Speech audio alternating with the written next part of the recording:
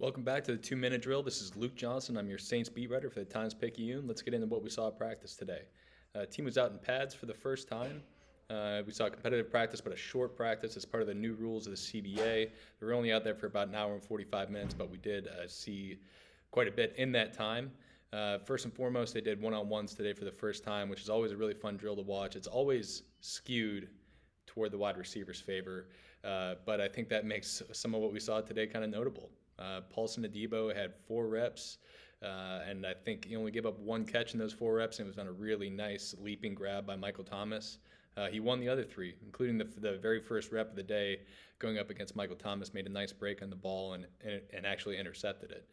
So really good to see from Paulson Adebo, who's obviously in a crucial training camp for him, competing with Alontae Taylor for a starting job. We also saw Will Lutz, I think, have a really good day. Will is competing for his job too with rookie Blake Grupe, who I think has been pretty impressive through this point of training camp. Will went 8 for 8 in field goal attempts with a long of 59 yards today. That's really good to see for a kicker who's coming off a down season. Big for him as well. And these Saints specialists have been working together for a couple years now, and they want to keep it going, but they've got some competition this year.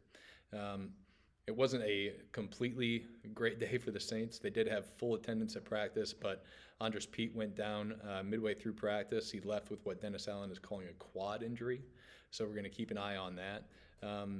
And outside of that, I think the team is just probably ready to get indoors at some point. We got alerts when we're coming in on our phones that New Orleans is undergoing a heat advisory for the next week or so.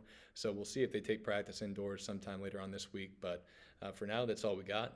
If you're looking for more coverage, read it over at NOLA.com.